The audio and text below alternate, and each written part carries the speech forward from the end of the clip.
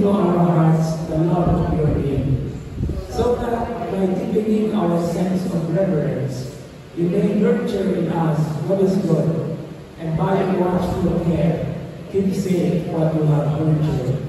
Through our Lord Jesus Christ, your Son, who lives and reigns with you, the unity of the Holy Spirit, God forever and ever. Amen. May we sing of wisdom. Pray for us. Sa ngalan sa Ama, sa Anak, sa Espiritu Santo. Amen. Okay, dili pa ka mo pati ihulog sa ato ang tulungan sama sa admin nyo last week. Para sa alternative prayers, no? O pwede ko ihulog yung kalimawan nyo. Actually, ako lihatag diha ang Greek version, which is the original version of the Our Father. Okay, so ang title ana sa Grego, Pater Himon. So, kung kabalo ang Latin, Pater is Pater also in Latin. The Pater Himon, Our Father. Now, tinutod niya sa Ebanghelyo ni San Mateo, Kapitulo 6, versikulo 9b, ngadto sa 13. Kabalo na mga na, in English and in Cebuano, or if you know Tagalog, or in any other language, this is the original. Okay? This is the original version. So, ako ang isulat diha sa mga litra na Latin kay kung akong isulat sa Grego, hindi na talaga makapasa. Pero, sayo na siya kay kung di sa pagsulat, maupo na ang pag-pronounce. No? Okay, so, ang unang linya is Pater Himon. Pater Himon. Ho entois oranois. Okay, so sa mga amahan na mo, anaakasa, mga langit, kay tois oranois mo na. Plural na siya, hindi na langit. So plural na siya, so amahan na mo, anaakasa mga langit. Or pwede ko ito, our Father in heaven, amahan na mo, anaakasa mga langit. Okay, tayo, Hagias Teto. Hagias Teto, Tong Onomasog. Okay, so sa may pasagutan ng Hagias Teto, balaanon, pagkabalaanon ng pangalan. Hindi pagkaipon o hindi pagkabalaanon ng pangalan. And then, El Teto Hei Basileia Sol. Okay, so kaya mga sol niya, S-O-U, your. Muna siya your sa Grego. No? And then, Geneveto, to telemasu. So, your will be done. And host in, house sa host. Host in orano, kay ipigays. Okay. So, sa unang linya na orano is plural. Kung nga sa katapusan niya niya, na ay orano, which is singular. No? Your on earth as it is in heaven. Pero diya sa original na Grego, ang isulti diya is, ang tuman na yung pagod, sama na kinigiduman sa langit, mausap din sa luta. Muna siya ikot sa mutana. Pero ako ang prayer sa English o Cebuano o sa Latin, natay dito ba kung poetic device na kung diyon sa sugod mo po at pagtapos ng Our Father in heaven, on earth as it is in heaven. Okay?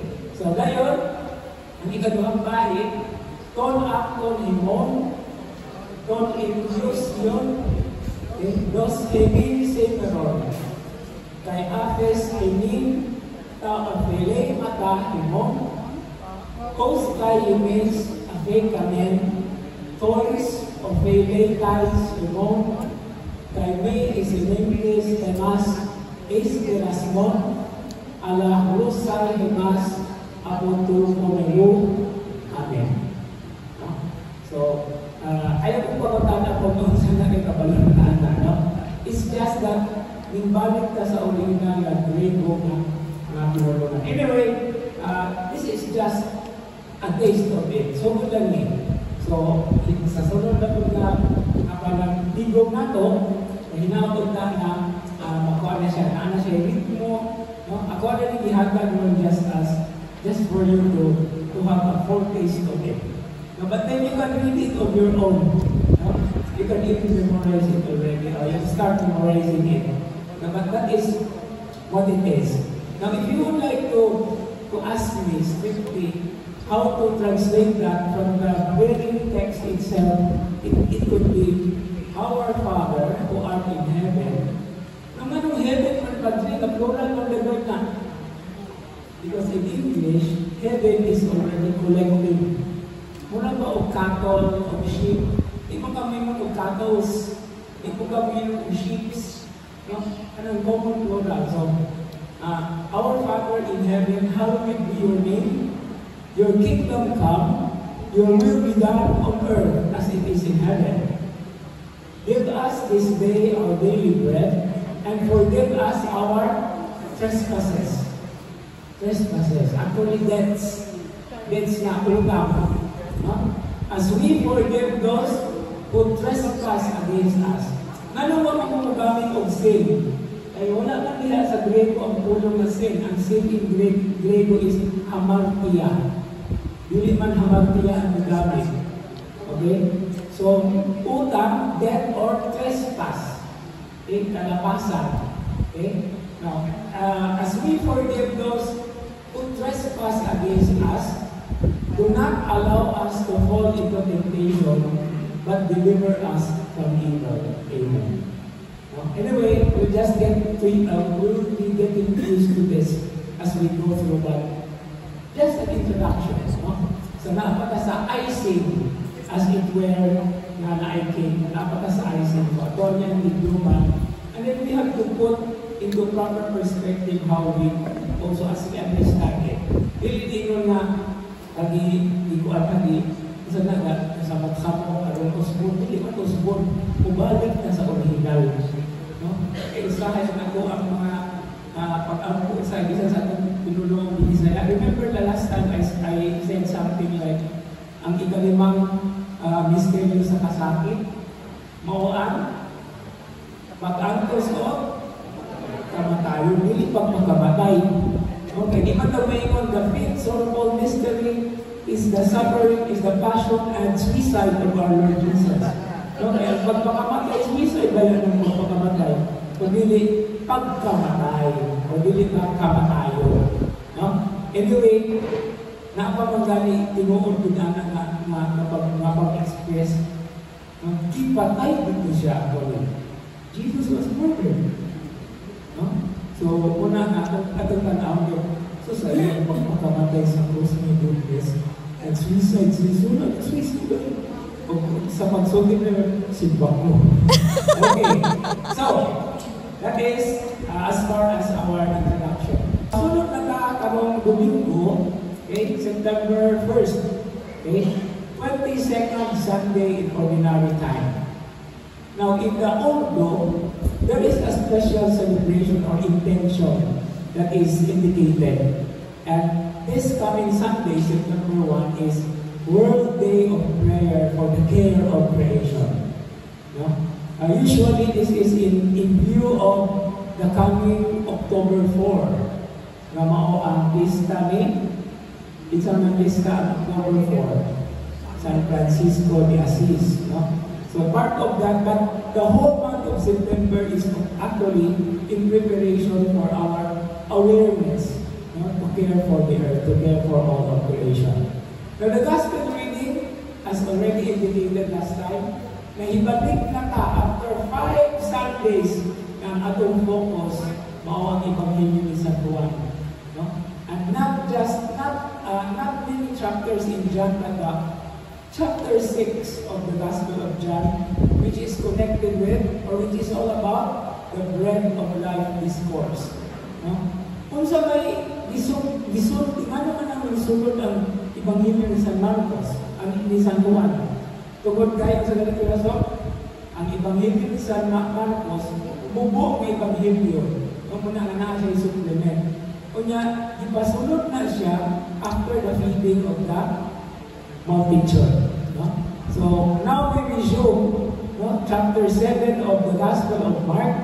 It is actually a whole chapter, a long chapter, but iputol-putol ang mga gitawag nato bersikulo. We call this pericope. No? So, chapter 7 of Mark, but we only take verses 1 to 8, and then we jump to 14 and 15, and after 15, we jump to 21 to 23. So, dili na ito may hisgutan ang 9 to 13 kung ang 16 to 20. Pero, as we go through this pericope, ato makita ang tibong malarawan na di padayag yan. No? Okay, so, with the opening prayer that we recited earlier, as our opening prayer after the hymn, nandun tayo nga pamalandungan, kining pagpahaong usap sa World Day of the Care of Creation. No? Kaya nga naman, we are describing, we are acknowledging the God of Might. No? Kaya natawag na siya Almighty. Kung sa galing na siya napulong sa ato ang catechesis, the description of God, kung sa may Almighty, omnipotent. Omnipotent. Okay. God of might. Okay. Now, giver of every good gift. And the whole of creation is actually where He gives the good gift. Now, we ask that our hearts will be touched. No? Put into our hearts the love of Your name. Ang pag-igugma sa iyang ngalan. That's why, nindot sa kayo nga magkabahilo na karon na atong gitanaw ang atong gitanaw ang atong himon, our Father. We love Your name by hallowing Your name. Now we acknowledge the holiness of God's name. Hallowed be Your name. Balaan ang iyong ngalan. Okay? And then the reason is, so that by deepening our sense of reverence, ang pagtahod, kung saan kayo binisaya of reverence, gawa sa pagtahod. Usually sa wisdom literature, ang ulong dini ay fear of the Lord. But fear here has something to do with awe and reverence. Natay pulong na pagtahod, pero natay pulong na pagkataha. Kaya bang mo distansya ta, tungkol kay tako kayo ang Diyos, hindi na ito mahulog o hakot. And that is what we call reverence. Okay? And then, nindot kayo ng sunod na mga linya. You may nurture in us what is good. And by our watchful care, keep safe what you have nurtured. Muna gitawag natin sa pinulungan na stewardship. No, ang itugyan ang gihatag na rin nato ng mga gasa, kita usab himong piniyanan. So ato ang tingnan, ato ang bantayan ang mga kaayuhan na gihatag sa Ginoo kanato. Okay? So, that is the collect. So hinaon ta nga bila na Biyernes, murag ika na pulo na siguro ikasiyap. Ikasiyap pa, no? So every start of the Eucharistic celebration on a Sunday where you go, where you attend, where you celebrate, lingkod kayo ang pagpahiluna dahil sa ato ang kaugalingon diha sa pagpahiluna sa ato ang pag-ampok na nag-anticipate na ta na mauna siya ang bukod sa pari. So, handog ng pari kasi masayot siya basa ka namin pinong na ang hindi ito prayers ayaw ko din na ginagawa na mahuwa na sa pagpali. Anyway. Okay, ang binisaya niya, matibasa sa karaan na sa una na translation sa English na kanayon, o Diyos na damhanan, una ang among mga kasing-kasing sa gugma sa iyong kahimpitan. Okay? Dugami ang among pagtuo, kung sa imong walay puas na pag-amuma, bantayi ang tanang maayo na imong gihatag kanamo. No? Murag one way ra, no? Bantayi ang tanang na kaayuhan ng gihatag nimo kanamo. Pero ang bagong version ana is sama samtang imong gihatag kanamo ang mga kaayuhan. Tabang kami ang usab na ampingan ang kaayuhan na ang kadawat ng kanimo, diba? So that we will nurture the good that you have given us. Okay? So muna siya. So unsa man ning mga kaayuhan nga gihatag sa Dios kanato? Unsa man ning kanang pag-ugman sa ato ang pagmahal o sa pagtahod sa Ginoo. What is it that makes us hallow His name, revere His presence, no? And to treasure what He has given us? Ang usa niini nga mga masudlan nato mao ang iyang sugo. Ang iyang sugo alam na nato. And here we are talking about, of course, the Ten Commandments and all the related, what we call observations, in as much as the Jewish people are observing it.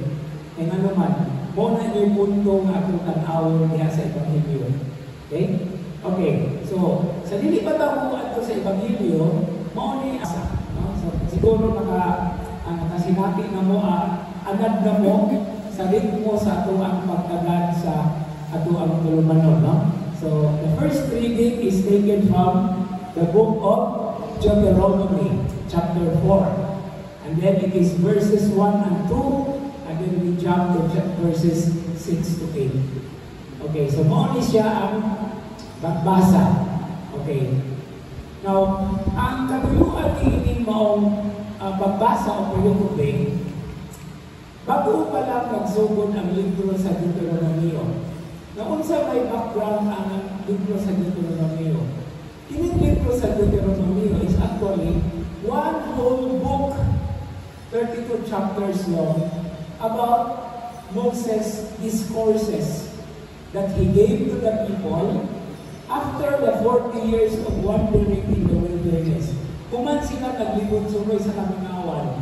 Pagawas nila sa Ehipto, di ba? Naglibot-suroy sila sa kamingawan. For how long? For 40 years. Now, the book of Deuteronomy celebrates the moment before the people enter the promised land. In other words, review ni siya. Di-review sa book of Deuteronomy kung saan nahitabo pagsugod paggawas nila sa Ehipto. And in the central element of the themes, no? The themes, the different themes na hisgutan na tema, na hisgutan niya, o ang pag-review sa mga balaod. Ang review sa ilang identity, ilang kinsa sila isipin ng katawan sa Ginoo, sa Diyos. Yung gining chapter 4, hindi pa man dugay nagsugod ang libro sa Deuteronomy, nindot kayo ni kayo ng tutok rin siya sa pag-observe, sa basta may observe? Sa pagpaminaw, pagbanta, o pagbuhat, pagtuman sa kabuhuton sa Diyos niya sa iyong mga balaod. No? So, muning ingon ni Moises, "Now therefore, Israel, hear the statutes and ordinances I am teaching you to observe." Okay? Ang gigamit na pulong din dili ang commandments, statutes o ordinances. Mga balaod, mga tulumanon, daghan kay ng kahulugan ang actually ang commandments. Now, sa Hebreo nga pinulungan, ang pulong na gigamit ni is Torah. Torah, T-O-R-A, Torah. Now, kung gusto mo mutagamtam sa kahulugan niya ng maong pulong na maong balaod sa Diyos, ang Salmo 119, naghatag ni Ana o kinalakan nga larawan. Kaya ganang Salmo 119, mo na ang kinakasaan na Salmo sa libro sa mga Salmo. Kung na ay mga 175 man siguro na ka-versikulo. So, ang unang ito kapag versikulo nag-hisgot sa balaod. Law, statutes, ordinance, commands, commandments. So, daghan tayo ng mga matang sa pagtawag. So, mo naging ni Moises, no? The statutes and ordinances I am teaching you to observe. Magitundo aron tumanon. Unsa may rason? That you may live, okay? And may enter in and take possession of the land which the Lord, the God of your ancestors, is giving you. Now, asa mo na bubalik ari? Gano'n sa ama na isaan sa Diyos nandito sa katawan. Kinsa may unang giasaaran namin. Kinsa man si Abraham. No? Itawag si Abraham ang mahimong amahan sa mga sa kanasuran. Kunya, gihatagan siya saad sa yuta, mga ang promised land, o saad sa mga kaliwatan. Bisag wa siya anak, o wa pa siya anak. Kaya tigulang na dito yung asawa. Pero wa pa gihapon siya tigulang na. Ano na inindot diya sa istorya. Okay. So, God is going to fulfill. No, mahitabo na yun ang pag-angkon sa saad, sa yuta ng saad. Now, verse 2. In your observance of the commandments of the Lord your God, which I am commanding you, you shall not add what I command you, nor subtract from it. Ayaw dumagi, ayaw pertuhati. So, mo niya ako sa kanong importante nga tanawuno na ito kay sangat-tuganto sa atong discussion karon, ilabi na pagkabot nato sa Ebanghelyo na ay daghan. No? Na ang gihatag na balakot sa Ginoo, 10 lang yun, 10 commandments. Okay. Ito kayo. So, mauna, karon, verse 6. Observe them carefully, for this is your wisdom. Kapaghatag din kini o kinaadman and discernment. Isa pa din sa yung discernment. Yung deeper na pagpamalandong, actually pag-aninaw. Kasabot mo pag-aninaw. Kung kasabot mo pag-aninaw, pag-aninaw gani, muna pag... Anino. O, anino.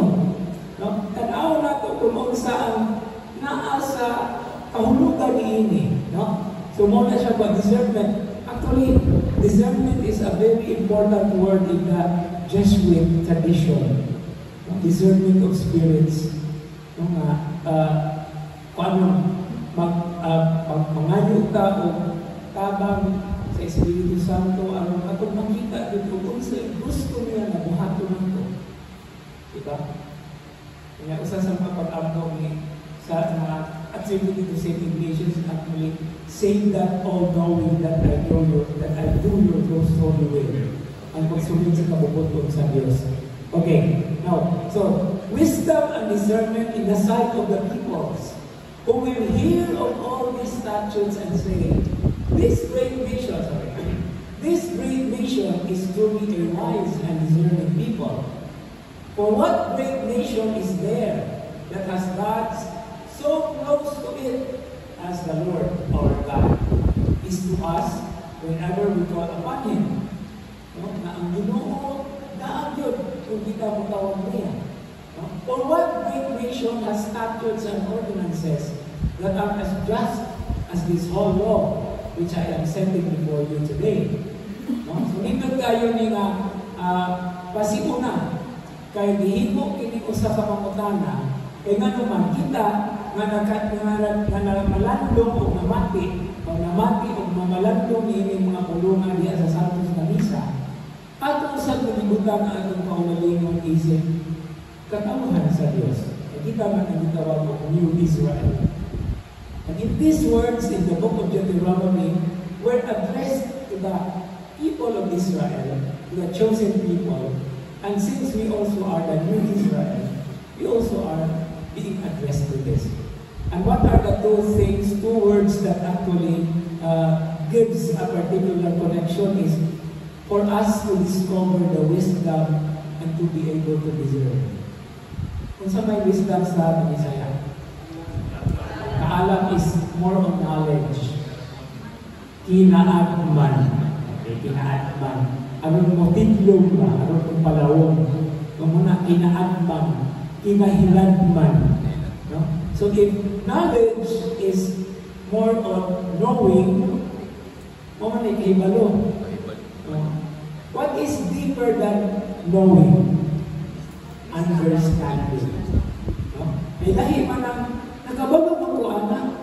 May problema nakabalo ka. Pero ang pagkutana, nakasabot ba ka sa inyong himalaan? Una na may pagkutana ng damo. And that is where wisdom comes in. Understanding. Yan napagit sa pulong understanding, ba under, nagtinggog sa ilaw, di ba? So, muna siya pundasyon. So, muna ito ang duha ka butang na katao. Okay. So, sunod, ang Salmo Responsorio. So, wala na ka atong taste and see the goodness na makita ito ka Domingo nagsunod. So, ang atong kupag karong Domingo is, one who does justice will live in the presence of the Lord.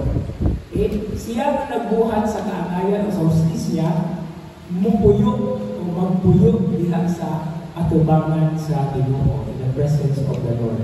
And this responsorial psalm is taken from, it's actually verse 1 in some versions of Psalm 15. No? In the kining Psalm 15, ang tema ni ini mao ang the righteous Israelite.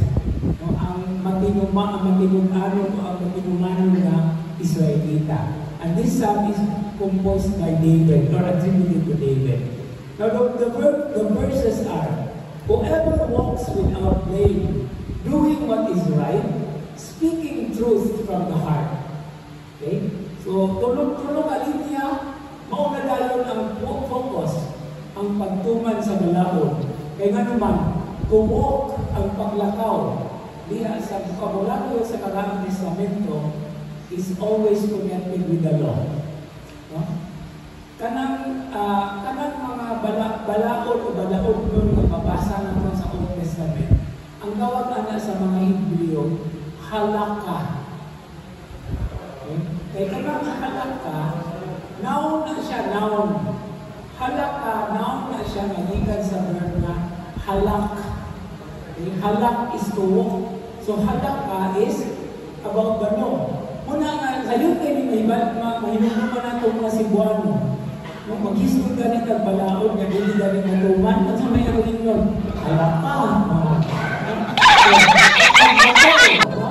So halak ka. Okay. Now, to do what is right, that is the response, no? And then to speak the truth from the heart. Dili lang nasa baka lang, sa mga ngabi lang, pumili ka sa kasing-kasing. And then verse 3, who does not slander with his tongue? No? Dili gamiton ang dila o ang pamakbak, magsulti alang sa dautan. Does no harm to a friend, or respect of the neighbor and the friend. Love your neighbor as you love yourself. Remember that. Never defames a neighbor. In verse 4, who disdains the wicked? Okay? So, mana ni negative na reaction, no? Na ang mga dautan, naabot ay buhaton. It's either buyagon, no? Kanang disdain word is a very heavy word, no? Then, disdain the wicked, but honors those who fear the Lord. Nana, no? Ang kahadlok sa Ginoo. Now, according to the books of wisdom, the fear of the Lord is the beginning of wisdom. Okay. Who keeps an oath despite the cost. Ang maghimo og panaad bisan pa man kung kini lisod tumanon. No? And the cost, despite the cost. And then lends no money at interest. Ay, magpahulam no walay interest. Okay. Accepts no bribe against the innocent. So, muli ang mga gitawag natong mga maayong pamatasan, maayong gawin, na mao'y atong tubag sa balaod sa Diyos, na kung atong isummarize, gugma. No? And then the last verse is actually part of verse 5. Whoever acts like this will never be shaken. No? Ang buhat ni ini, dili gayud matarong. Kaya nga naman, pundasyon ba yan eh? No? Kaya kung atong gamiton ang definition o ang sinibuano ang pinulungan sa kinaadman, no? Kinaadman, kinahinagman, iglog, o nakapundal, well-founded.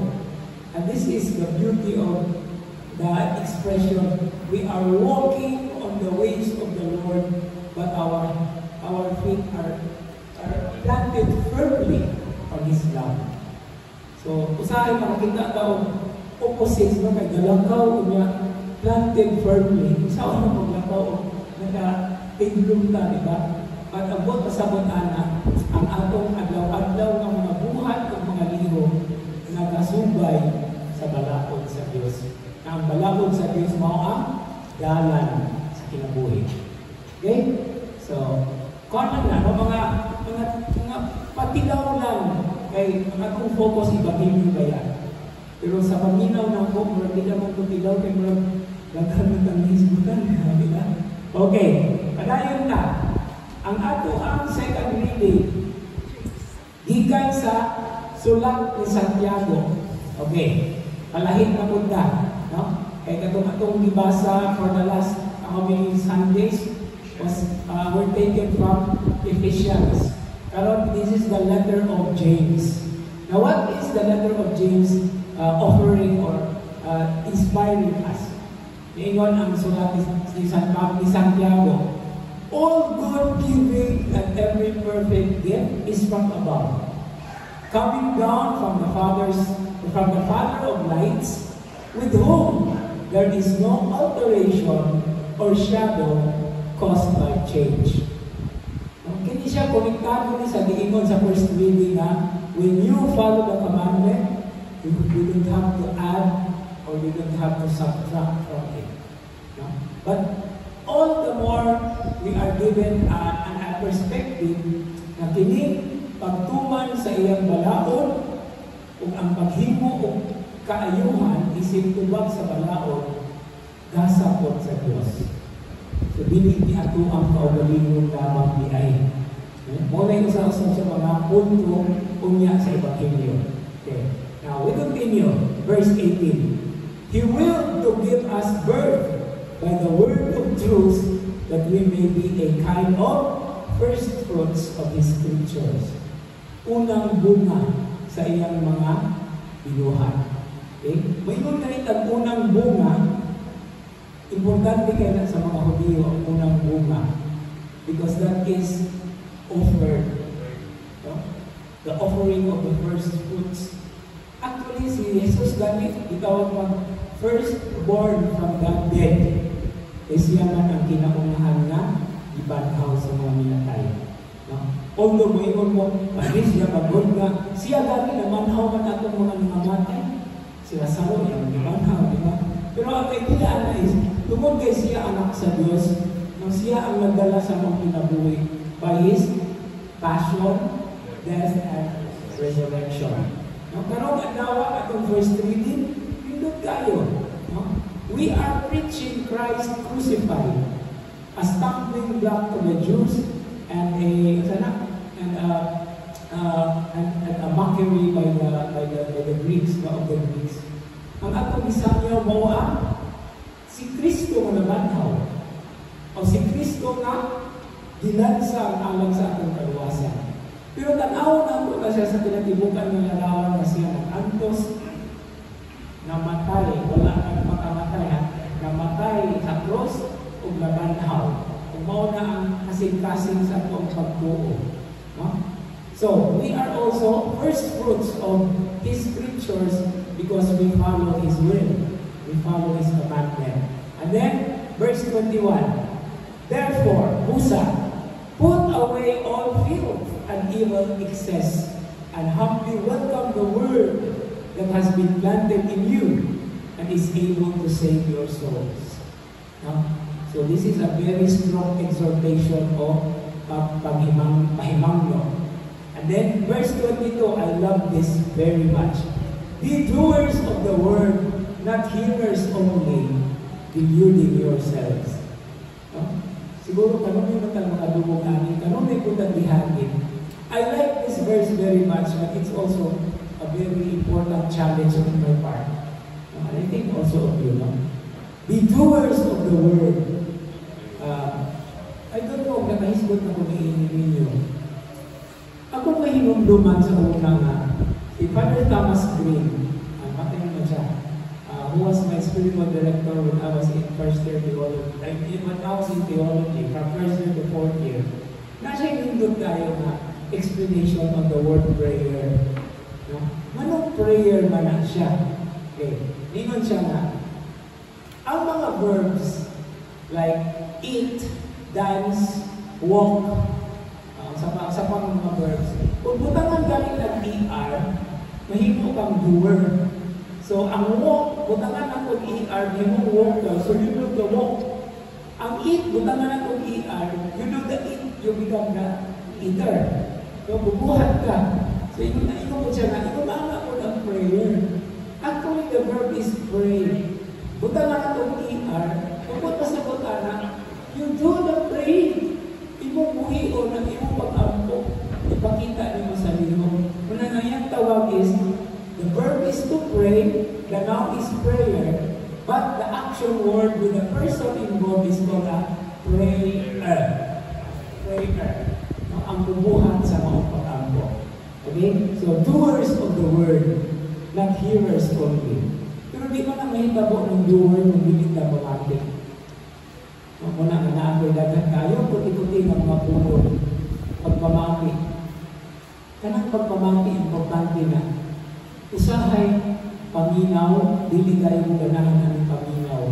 Pwede na siyang panutsot sa bigas na loob lang. Naay mo nagpipila ka mga puno na nag-intong aw. Like limpaw, awataw, isa na, hitlaw.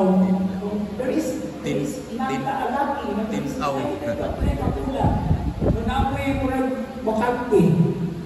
So, hindi na paminaw kayo, yung amat na usually. But what is pamati? Pamati has something to do with pagbati. Meaning to say, bring it to the heart. It is the heart that really listens, no? Kanunay kong mag-istorya yun ani. Tanawa naman atong buha kagalunggan, kanang wala og tuko. Anak na ng forma, di ba? O, ikaw mag-i-enjoy ko na ninyo lang. That is the heart. Muna ito yung tuko, pamati. No? Bring it down. That's why another word in Cebuano is patalinho. Diba? Patalinhogi kami, patalinhogi na ngamuyo kami kanimo. In other words, gikan sa kalungan, ipatigulog dito sa kasing-kasing. Kaya sa mga babae, kanang pagbati, asa ka na, pakanaon pag yun, gato mo na dito sa sabakan. No? So, muna sa sabakan, magbati. Diba? Pero naman tayo puno sa Cebuano, hindi kung maayon na bati na sa tanah. Ayun, hindi na pauhatin mo mga. Okay? Pero pagbati is actually to embrace it, to be absorbed in the heart. And this is what the so-called Shema prayer of the Jewish people. Hear, O Israel. Hear, O Israel. The Lord your God, the Lord our God, the Lord alone. Therefore, you shall love the Lord with all your heart. So it is the Shema prayer. Now, when you say here, okay, when you say here, you have the word ear. But when you say heart, you also have the word ear. But what is in the middle of heart is actually a listening device. Dili lang freezer. Kundi anak yun na ang sabakan niya sa pagpamati. Una nga, siguro sa sunod nato na pagdapit niya ng bulungan, pamati is really a very beautiful word. No? Dili lang paminaw. No? Mas kaong pagani ang patalinhuki. No? So, pili ka lang ka sa mga polo na gamito. Pero, pindot sa na exercise para sa sabtan sa nato kung pagawin yung pinulungan. And then finally, verse 27, religion that is pure and undefiled before God and the Father is this, to care for orphans and widows in their affliction and to keep oneself unstained by the world. What a challenge. So that is pure religion. It's a religion. Pagtuho. Pero kabalo ko kung sa meaning, ang literal meaning sa religion, you are being tied up. Legare sa Latin. No? Legare, legation. Okay. Kaya ang legation, ako naman, tuba legation. Kung ano ito ako na tuba legation, kahit ihintan mo ng iba, palungkian dyan. But a religion is to be tied, to be related, to be close to somebody. Kaya kung mahigod ka, maadyo ka. So it's actually sometimes a beautiful image of embracing. Paghalog, ihalog, itapos. And that is what we do with love, right? That is what we do with love. Okay. So these are the things that constantly would help us also or remind ourselves na ay mga mahiguglanon na mga tulungan na atong ibuhon. No? And this is now centered on the essence of God's commandment. Okay? And then I already mentioned earlier about the Shema prayer. No? Hear, O Israel. Pamati Israel. So pamati, hindi lang sa nalungan, kundi take it to heart. Okay? Take it to heart. Diha sa kasing-kasing na yung pagdalikan. O magsukat, magdalikan o padulungan. No? So from the heart to the heart.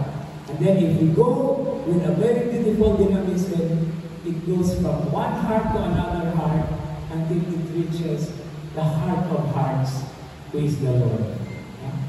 Yeah, kaya ikaw for first Friday mo ang karon, diba every first Friday of the month, what do we do as a devotion? The Sacred Heart of Jesus. And then we have the alliance of two hearts, Jesus and Mary. Na hinumdum ko, napagaling kong kahit napagaling introduce na the third heart. Pagkita mo ng heart ng ikatulog, the Saint Joseph. Isa to ang pasador. Sa akin, nainay nag-propose sa anak. Una nga, mag-history galing na Holy Family, it's actually a family of hearts. No? So, tres corazones. Tulo ka corazon. Tulo ka kasing-kasing. So, dili ka na siya kasing-kasing. Kundi kasing-kasing. Ito mo naman, kasing-kasing. Okay, tulo ka kasing-kasing. So that is the main point. Now, all this first reading, responsorial stuff, and the second reading are exhortations or warnings. Pahibagno o pahimundog. And this is now a beautiful setting so that we can enter either gracefully or just slowly into the sa hawalan sa atong Ebanghelyo. Okay. So ang atong Ebanghelyo is Mark chapter 7 verses 1 to 8, jump to 14 and 15, and then jump finally to 21 to 23 na mo ang katapusan sa bersikulo sa maong kapitulo 7 sa Ebanghelyo ni nianang maong magtulong nianang maong gitawag og episode kay ang verse 24 ana, it is the story already of the Syrophoenician woman. So it is 1 to 23. Okay? Pero dili tanan nga bersikulo atong tanaw. Kung mao ni ang usahon nato kahiluna ang atong Ebanghelyo. Adunay upat ka bahin karon ang sa atong Ebanghelyo. Okay? Ang unang bahin is versikulo 1 ngadto sa 5, kanya ang ikaduha versikulo 6 ngadto sa 8. So ang unang mga kudling ibahin sa duha. No, ang 1 to 8 ibahin sa 1 to 5 nga 6 to 8. Kaya dayon 14 and 15 is a separate block. Ikatulo, ang ikaupat mo ang versikulo 21 ngadto sa 23. Okay. So, the text. Una ka sa teksto. 1 to 5. Ako na naibutagdaan ang atong mga annotations kay para sometimes maglaro na niya no? Naglibog niya ako sa kulura ang gamiton kay kining pagpalahit na usahay ba kung inom ba na. But anyway, mabasa naman siguro na. Okay, verses 1 to 5. Now, when the Pharisees with some scribes who had come from Jerusalem gathered around Jesus, they observed that some of his disciples ate their meals with unclean, that is, unwashed hands. And then there is a parenthesis. We call this parenthetical remark. beginning with verse 3 until verse 4. For the Pharisees, in fact, all Jews do not eat without carefully washing their hands, keeping the tradition of the elders. And on coming from the marketplace, they do not eat without purifying their hands. And there are many other things that they have traditionally observed: the purification of cups and jugs and kettles and beds. So the Pharisees and scribes questioned him, "Why do your disciples not follow the tradition of the elders, but instead eat a meal with unclean hands?" Okay. Kay lima man ka Domingo ta medyo nawal aling bulag ng nagpahigpit na itong Ebanghelyo ni San Marcos. Kini verses 1 and 2 is actually getting back as a connection to the previous episode in Mark. Kung sa itong episode na itong ipag-isundan sa Ebanghelyo ni San Juan na chapter 6, the discourse or the feeding of the multitude. Katupod gihapon feeding of the multitude. No? So, muna ang background note, it is actually a connecting description, a connecting narrative. And this is connected to the feeding of the crowd of the multitude. Naun sa ba nakita niini sa mga Pariseo? No? Timan-inin niyo nga, bisan asa sa Jesus, ni atong panahon na sa iyang ministry, na adyo magsunod-sunod. Mga Pharisees, mga scribes, no? Yan ako'y uban mga Sadducees, na ako'y uban mga Herodians, atong mga tulong na klase na dagpo tayo ng mga blocks of people who are not only interested, but they were always against. Kanunay yung mga kontra ng Jesus. Bantayan ang iyang tanang liho. Yang ining tumura, they observed some of his disciples ate their meals with unclean hands. Kung saan may ikaw sa mga tinunan? So how to connect with this? Remember, when Jesus fed the multitude for the 5,000, pila man kapan ang gigamit ni Jesus? 5. Lato isda, di ba? Focusing on the bread. Kaya, pagpakaon niya sa katauhan, sa bagang panon, sa 5 kapan, pag-kolekta sa mga tinunan, pila may nakolek? 12. Kaya anong 12 man? 12 man na tinunan, ang iyang itahasan na makolek. So, sumala sa pag-connect nato ni sa narrative, kining puntuhan, nakikita na yung paagi ang mga tinunan ng mga taon. Kaya even before the multitude was fed, dibagitan man sila sa misyon, ingnan sila ni Jesus, "Come away by yourselves in a deserted place." No? Pahuway sa mo. No? Anong magkakaon? Pero wag man sila kakaon naman, kaya pagulong sila dito sa kabinawan, isunod pa sila sa pagkakataon. Kaya after that, Jesus fed the multitudes. Kanya sila na nagkulek, adunay 12 ka basket. So, murag pagsa dito sila ka basket. Huwag man diingon nga ilang itapot i-bilin. So, most probably, kadalagang sila sa mga basket. Nga ining tumura, salamat sa Diyos, nakita na din sila kay gayunan sa makaon. Nakakaon na rin, no? Nakakaon na ang katawahan sa mga pamakaon. So, nangaonsan sila. Pero sa mga ikabuha na, nabantayan man sila. Nawala, kinamot lang. That is against the ritual tradition, the ritual purity of the right of purity, of purification. So, muto nga ng reklamo ang mga Pariseo and some of the scribes. No? So, sa wala pag-isulti ang ilang reklamo, naadayo ay gitawag o insertion. Kanang kanang gitawag o parenthetical remark. Muna siya ang verses 3 and 4.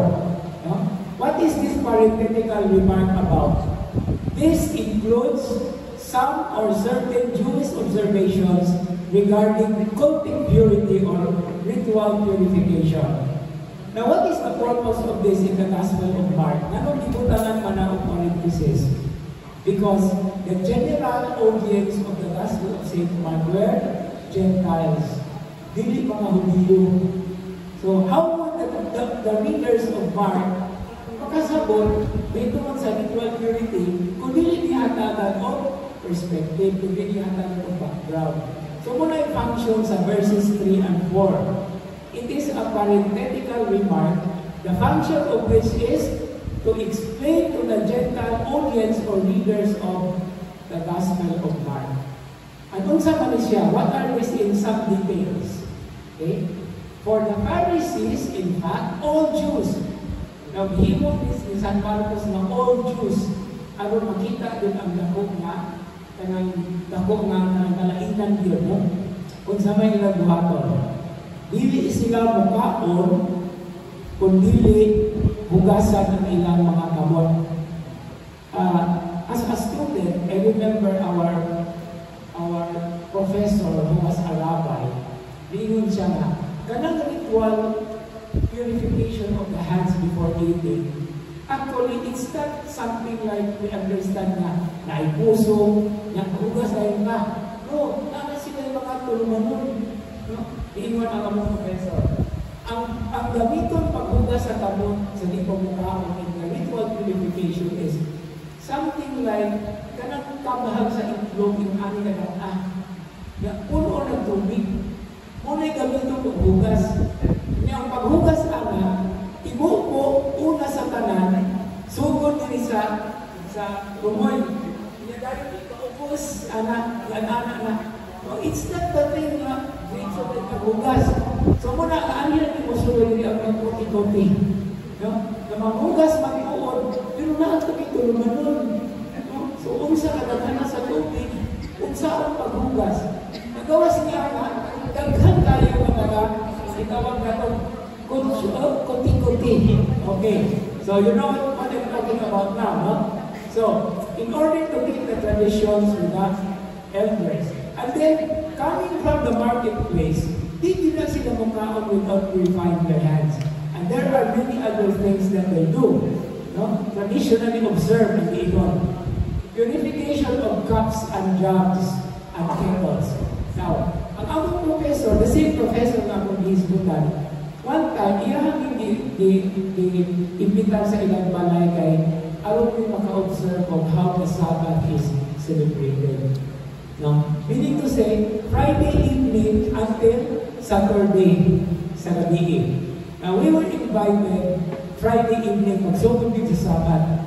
Naningon siya nga, naagani mga bisita nga dili Hudiyo, maglaig na sila o kubyertos. Di nila pagamiton ang dili Hudiyo sa ilahang gagamit.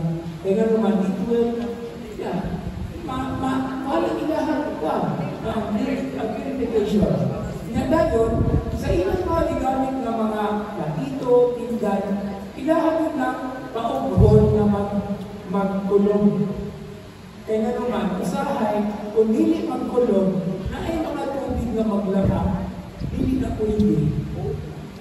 Pinahanglan na, yun, walay lamak. And these are just a few of the thousands of things that they do.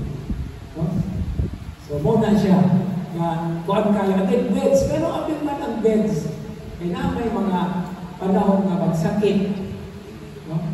Magsakit sa reviewhan. Kuhan yung kayo, very, very particular about this. And this is only about food and the ritual observations. No? Na apay mga pipila ka, kuhan na pwede na ko i-share ninyo na kanang pagsabat na gani, wag nagyoy mo kung tuslog-tuslog sa switch. Wala na mo apri o refrigerator. Ganun di man mo apri o refrigerator. Kung saan na inyong obserbahan mo apri o refrigerator. Ang apri sa refrigerator mo, ay mo siga. O di mo na pwede sa Sabbath because when you put the light on, you are making a new thing. So, wala yung kuhantong babag po. Bisan ang pagkunis-kunis sa toilet paper. Sa di pa mo ako ng Sabbath, on the Friday afternoon, on the Friday morning, kagsa-una na buwan ang toilet paper. Di na pwede maghiwa o vegetables o Sabbath. Dili pwede na po maghugas gamit ng mga pinggan. Dili pwede ka mumindot o button aron masakay ang elevator. Kung nakato mo Holy Land na atol mong sabat, nasa inyong hotel, di na mo mumindot sa button sa elevator. Ang elevator is automatic na puhulog every floor. So, masakay na lang ka, nanaon na lang ka. Because that is considered work. Okay? And the last person to use fire is the mother, is the wife. Kasi may buluto sa Biyernes hapon. Musugod na sila gamit na puno kung kalayo. Pagka sabadan ka, pagbumo na sa sabat. Because nothing new is to be made, guys. The seventh day is when God rested from all His works. Tigong anak, mabuhay ka na. Okay, so these are the things. But the point here is, on purification, that yung puti-puti. So sahay, oo na lang na ang atong himomon, malibot na ka sa tinagakad na uluhado.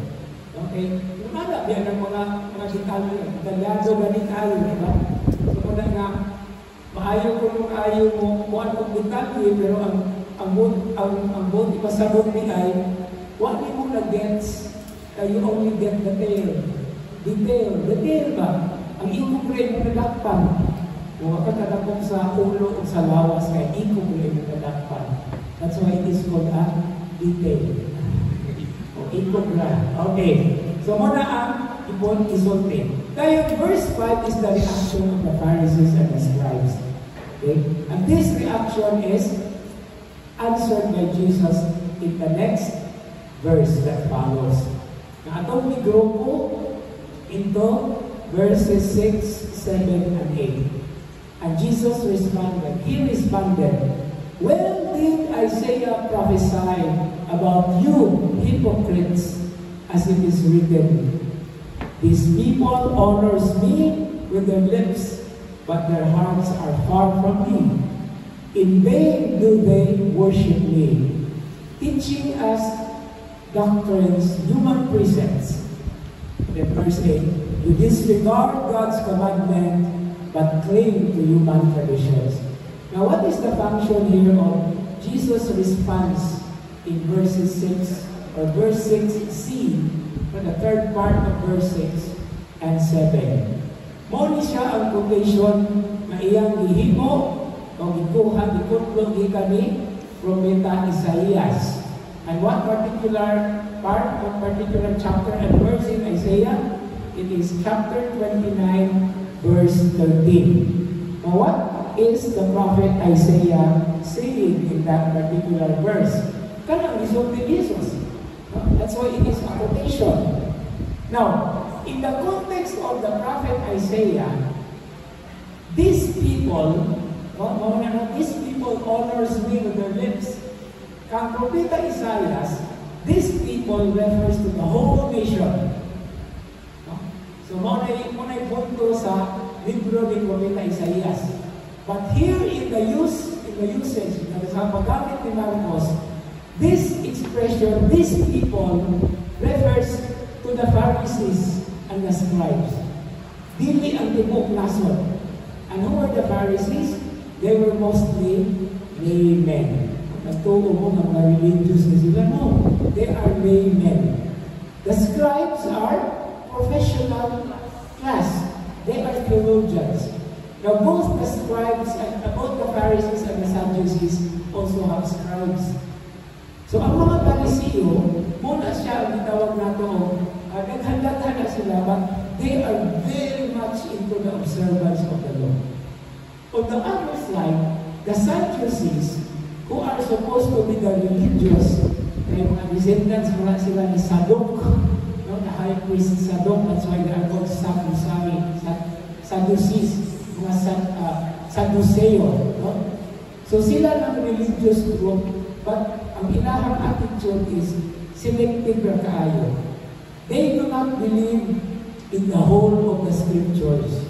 Ang ilahang yung katulad Torah, katulad yung 5, Genesis, Exodus, Leviticus, something like that. So muna'y kanunay nga konteksto kung ang mga Saduceo o Pariseo maglalis, maglatugi. And one important subject matter, na dili sila magkasinabo, ang mga Pariseo mutuo o kalat, mutuo o espiritu. Ang mga Saduceo dili. Muna nga, dihay istorya, dihay episode sa Acts of the Apostles. When St. Paul was brought to the Sanhedrin, bitawal siya sa hukmanan. Pagkakita niya na ay mga Saduceo o mga Pariseo sa audience, ipapunta na siya anong nakakadili, ingon si Pablo, amihan ko bibili tungod kay akong ibarugan o isangya ang pagkabanhaw sa Ginoo. Pagkaduhog sa mga Saduceo nga pagkabanhaw, nakiglalis, nagumot ang audience. And Paul had to be taken out because matugban na si Pablo. No? So muna siya ay kalainan. Sadducees are the religious group. Ironically, they do not believe in the resurrection, they do not believe in the soul, they do not believe in spirits and angels. Now the Pharisees are the name. These are religious, but they believe in all this. And by the way, we are always accused as Pharisaic. Pharisaic, nasa ba yan? Pagpapaisiyo ko, diba? Okay, anyway, but let's just put it down here. Okay, now so, kung sabay po pasabot ni Hili, no? Ang pagsulti ni Jesus na these people, it is heightening, it is showing the intensity of the accusation that Jesus is now throwing to them. No? Kaya nga naman, the Pharisees and the scribes are the ones teaching the commandments of human beings. And who are these human beings? Di manigikan na ilang pagtulunan. They came from their elders, ang ilang mga katigulangan. And whose commandments make up the tradition. By the way, what is the meaning of tradition? Tradition is, or are some things, or a thing that is being handed down by word of mouth. No? So, katululan ang atong tawag-ana. My translation of tradition is katululan. Kay gitulol man. So, aside, it also is understood as a legacy. Now, and legacy, by the way, has something to do with connected. Just like a religion. No? So, legacy. Gitulol, gidawat, kung ang nagdawat, itulong na po sa sunod. So, muna siya. Okay? Now, what were the Pharisees doing? They attempted to impose this tradition of the elders on the people. That's why they present a strong contrast between the traditions of the human beings and the law of God and the commandment of God. And this is what Jesus is saying here. No? You disregard God's commandment, but cling to human traditions. So, muna niliri ang ginawa ko kanang highlight o kanang climax sa atong episode karon. The washing of the hands, the washing of kettles and dishes and everything.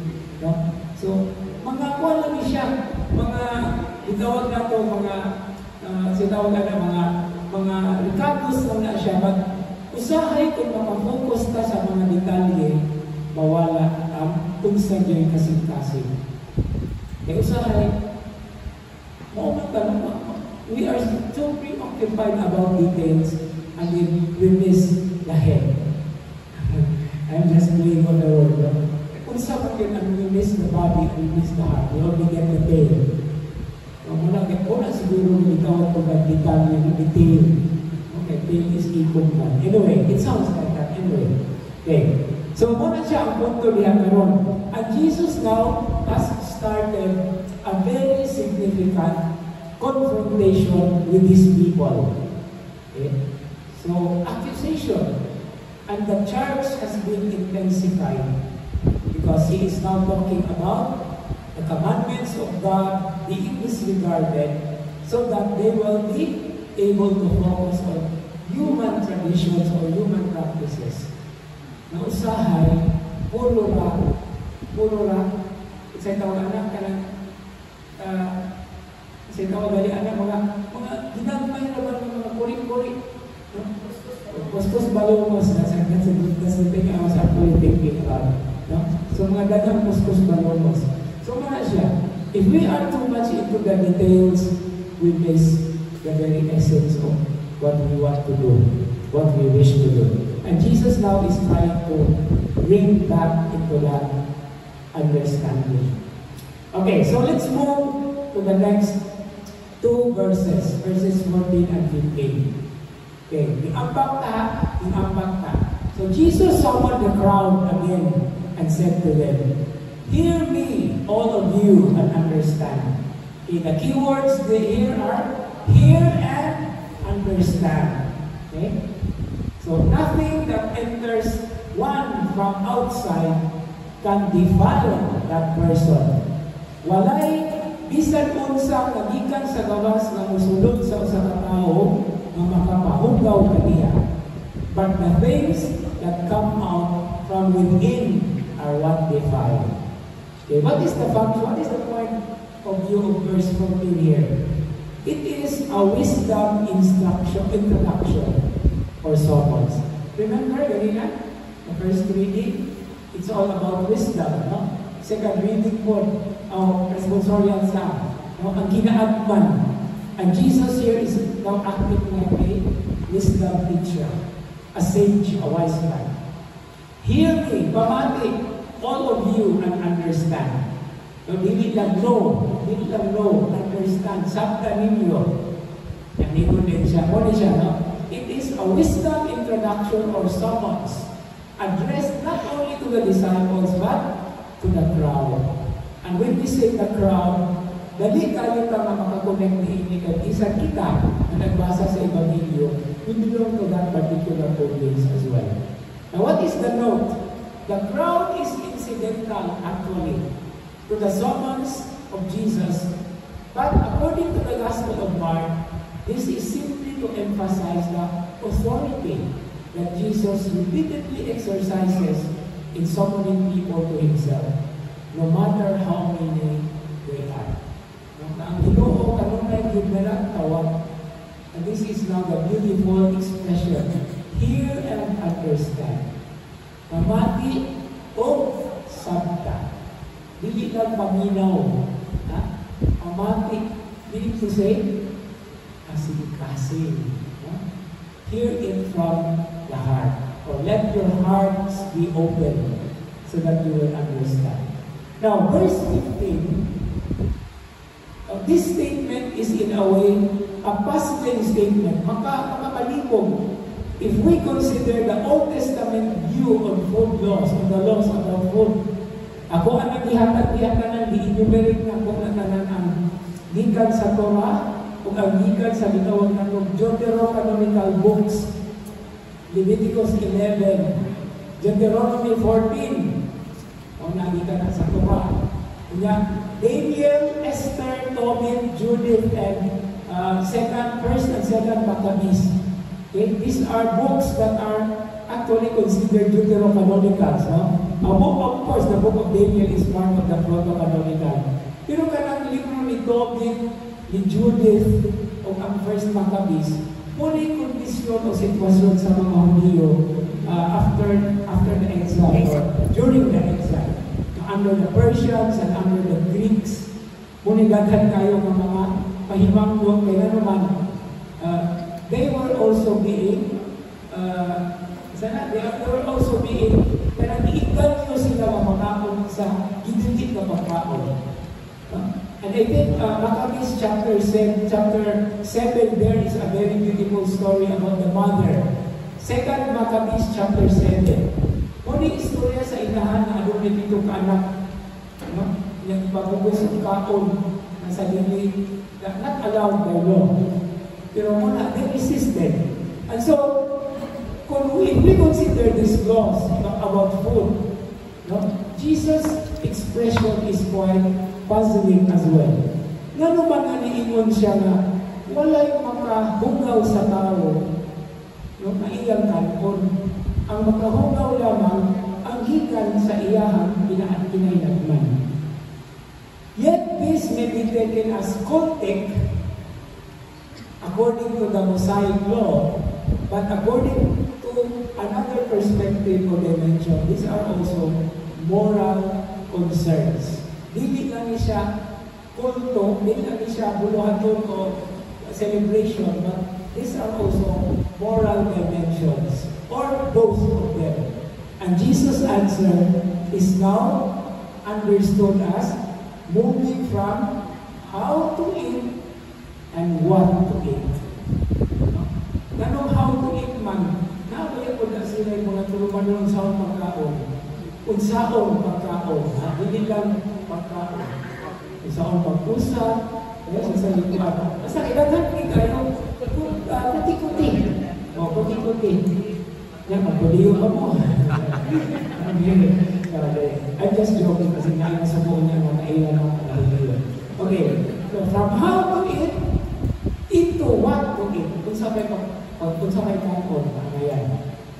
Yung pag-iwan ni Jesus na, nothing coming from outside, wait, hindi ka kakawag sa punsa. But they have to observe us actually kung saan ang matanga na mananalang kapulitan o kung saan may dili. Okay. So, muna na yung problema because the gospel text is presenting a puzzlement. But the proof and the reason is Jesus has a way of doing something. We will talk about that in the last slide. Okay. Okay, mag-slide kadayon mo na makikipag-tingo ko galing. Okay. So let's go now to verses 21 to 23. And Jesus added, from within people, gikan sa singular na to sa plural, from within people, from their hearts, okay, gikan sa kasing-kasing, come evil thoughts, unchastity, theft, murder, adultery, greed, malice, deceit, licentiousness, envy, blasphemy, arrogance, folly. At ngayon, na-enumerate. No? 13 ang siguro. Okay? And then verse 23, all these evils come from within and they defile. And this is now the perspective. Mo ni ang paglantaw karon ang pagtulungan diha sa gisulti ni Jesus. Verses 21 to 22 actually is taking or the verses are taking the list or catalog of vices, mga bisyo. No? And it is seen from the context of moral explanation. So katubi ay makapahugaw sa usa ka tawo, katubi ay adunay talang bigitan sa moral or ethical. Okay? Now, what are the things that we are talking here among the vices? Ako ano nang giduman niya? The 7 capital sins. Yan naabihan sa katalogan niya niya. Pero kabalo ba mo, ako mo rin mo kung sa 7 capital sins. Okay? So, naadihan, anang palegas, muna siya ang acronym. Muna ang acronym. Ito mo nakabang PALEGAS.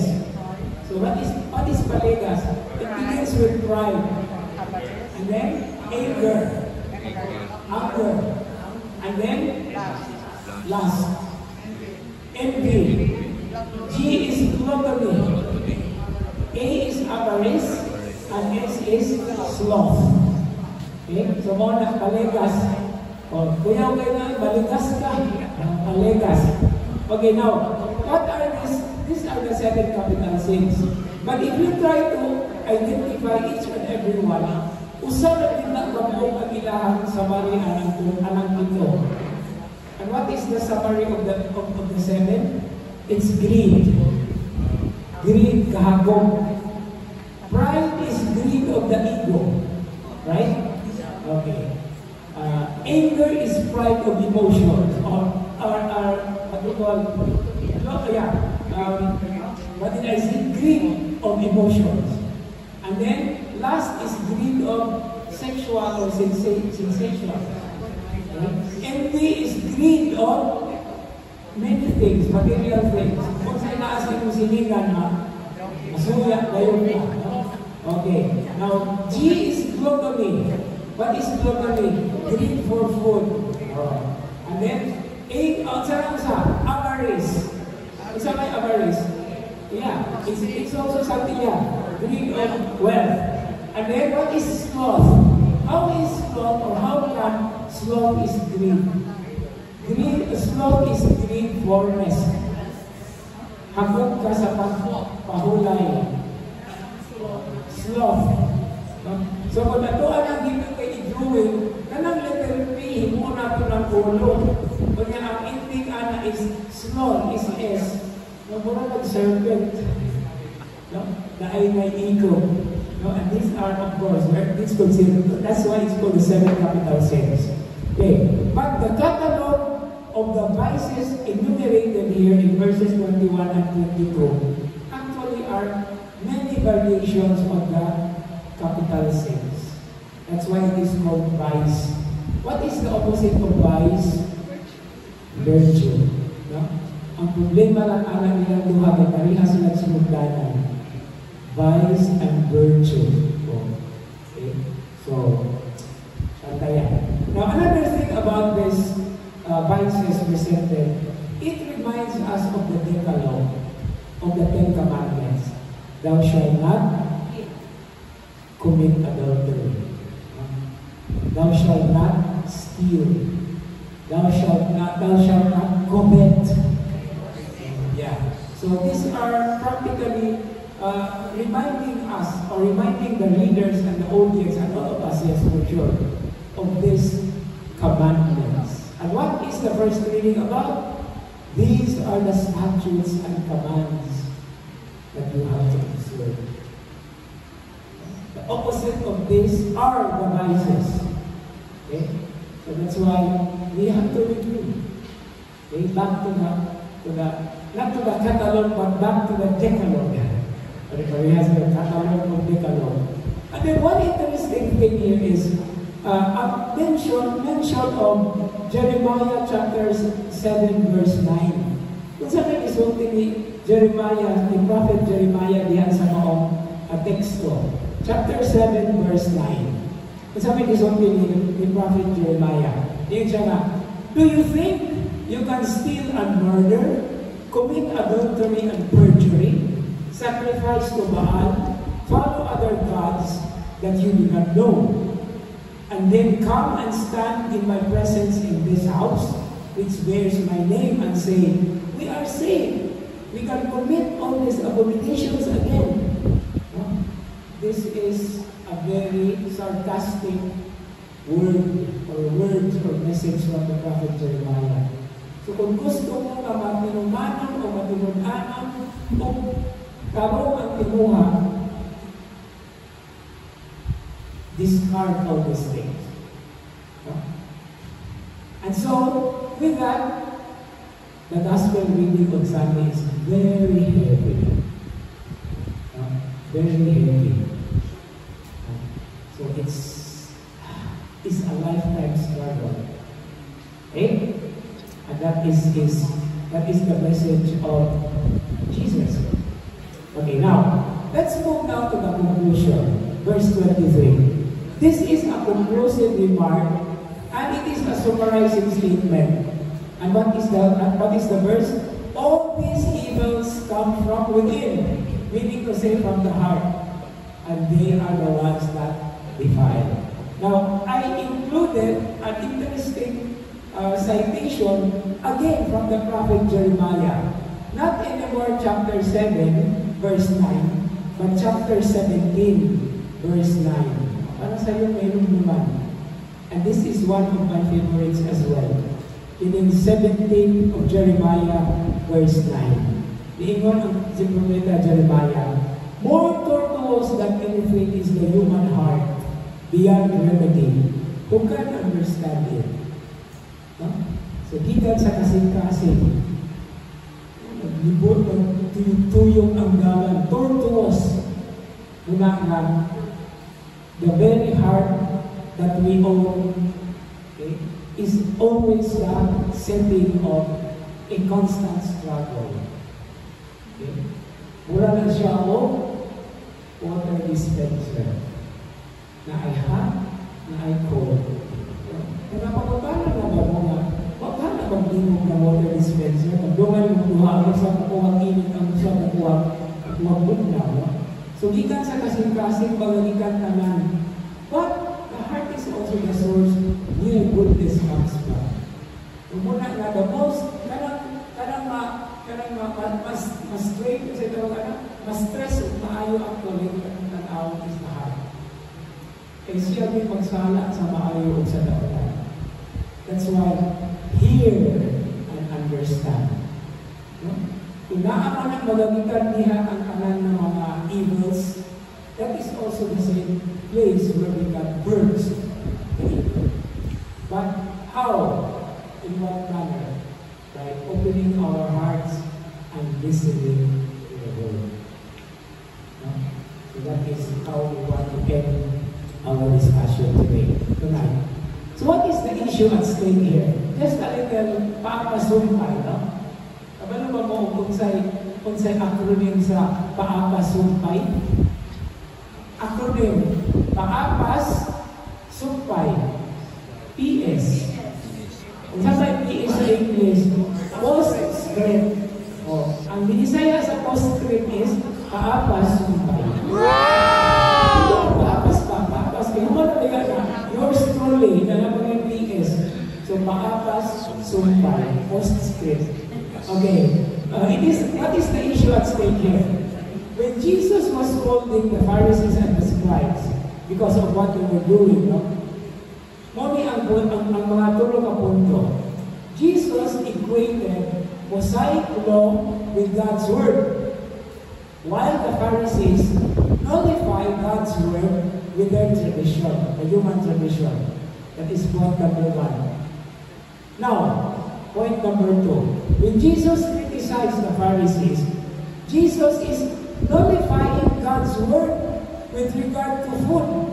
Hindi ko man siya na anything coming from outside does not make the man unclean, does not defile. In other words, I think one thing here is, you can check this in the book of the Acts of the Apostles.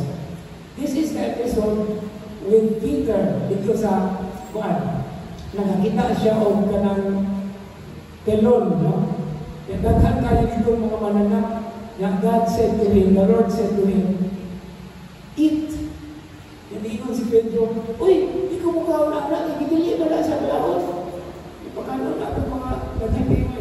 Ingon yan, you cannot eat, you eat what God tells you because all these are creatures of God. So mga dietary laws, na siya yung punto din na atong tanaw. But it's a sensitive thing. At alam niya na isbukan ilikamot sa eksaktong panahon. But here in our context now, Jesus nullifies God's word with regard to food. But,